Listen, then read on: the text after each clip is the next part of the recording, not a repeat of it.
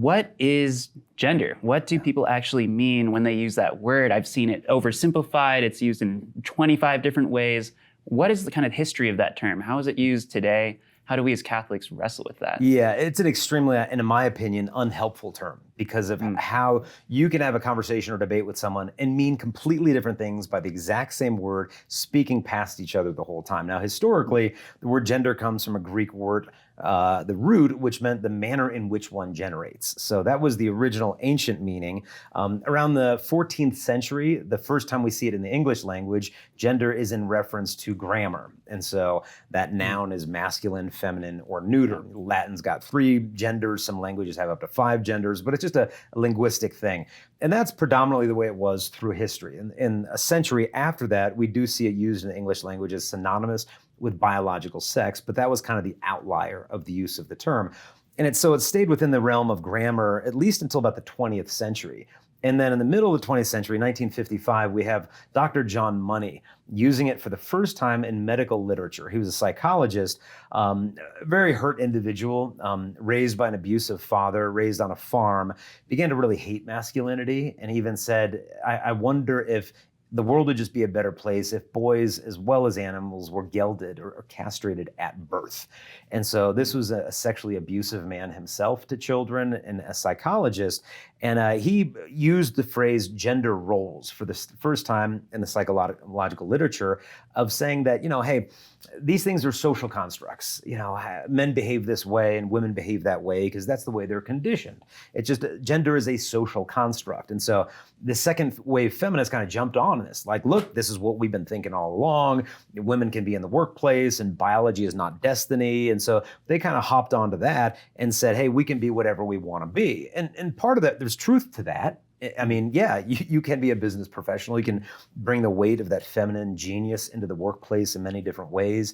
But it ended up swinging to such an extreme where the word gender then morphed into a new meaning of your internal sense of gender identity. Do I identify as male, female, both, or neither? And this is the idea of gender identity. And so when most people talk about gender nowadays, that's typically what they're talking about, but there's still an intermingling of meanings because you say, oh, I have a gender reveal party, I'll put it up on Instagram. Well, are you revealing the internal sense of gender identity of your child? No, we're just saying what we saw in the ultrasound. And so there it's being used as synonymous with biological sex. And so you can see with all these different meanings floating around that if you were to even to say, hey, gender is a social construct, some person might say, well, wait a minute, you're telling me that my internal sense of sexual identity is just a social construct, that I'm making this up? No. I mean, the roles are socially constructed.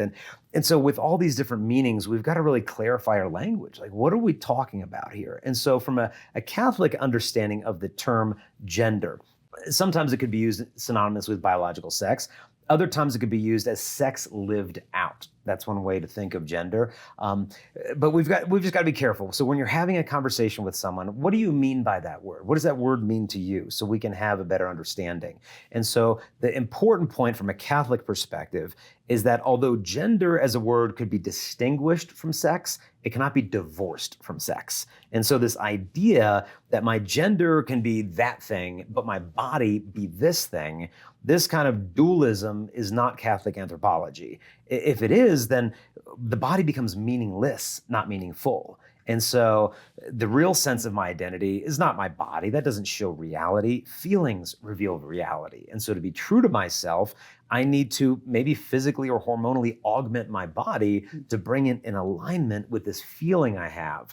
And what I find in talking to a lot of young people wrestling with this is that a lot of this, not all of it, but a lot of it is kind of induced by these overly rigid gender stereotypes that if you're a real man, you got to fit into this box. And if you're a real woman, then you got to be this. And a lot of young people will just feel like, okay, I'm nowhere near that box. And so maybe it's because I'm not a woman. Maybe it's because I'm not a guy. Maybe I'm somewhere in between or the other.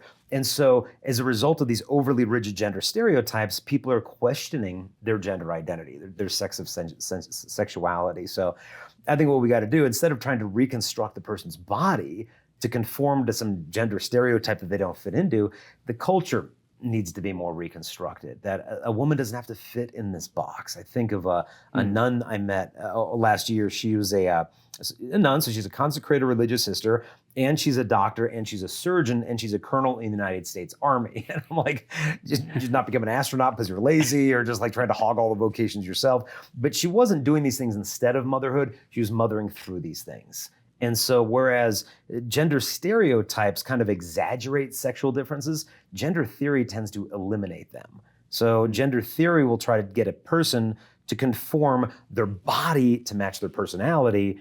Gender stereotypes try to get a person's personality and conform it to their body. Your body is this, you got it. But to me, neither one of those is the best approaches. That's why I saw one feminist, not Christian, she said, a woman is a person with a female body and any personality, not a female personality and any body. What is the fuller understanding? Like you said, men don't have to do these exact boxes to be men, and women don't have to do these exact, almost just like matching these stereotypes, right? Yeah. So what does the Catholic Church say about these differences? Yeah, well, if gender in a Catholic understanding is kind of sex lived out, then how do I live out my masculinity as a man? Well, what happens when I'm, in the case in our house, I typically do the dishes. That's one of my roles in the house. Like I do the dishes, and it's partly because just, my wife just hates the feeling, all the soap and all that stuff, and just doesn't want to get all filthy and dirty. I'm like, hey, I'll get dirty. I'll get the moldy little meatloaf all over my hands. I couldn't care less. And so to me, it's an act of masculinity. It's a way to lay down my life for my bride, in a really basic way. But I'm not becoming feminine by doing dishes. When I change a diaper, I remember I had a grandpa, in the era that he grew up, and that was kind of the girls, that was the woman's thing. That's the mom's thing. You do the diaper thing. And I don't think he changed a diaper his entire life.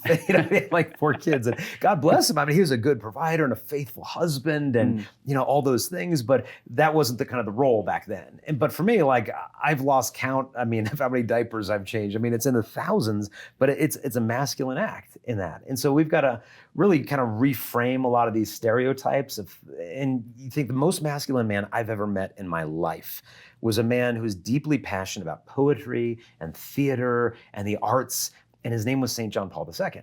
And I've never been in the presence of a more masculine man. And I just say, thank God he didn't grow up in a culture that told him that if he's into theater and the arts, that he's just not that much of a man, And so I think we've got to really reframe a lot of these things. That's what's needed, is the reconstruction of this culture that's fallen into these overly rigid gender stereotypes, instead of thinking that the givenness of my sexuality is the problem. And that if I don't fit in with these other guys, then the problem isn't the stereotypes and the rigidity, the problem's me. And I need to take hormones, and I need to cut my body, and I need to do these things. Then I'll finally be at home in my own body. But unfortunately, the research shows that what we can dive into later, that this isn't ultimately the path towards fulfillment. That, I think if God were to speak to these individuals, I think what he would say to them is that, my child, my beloved child, you were not born into the wrong body.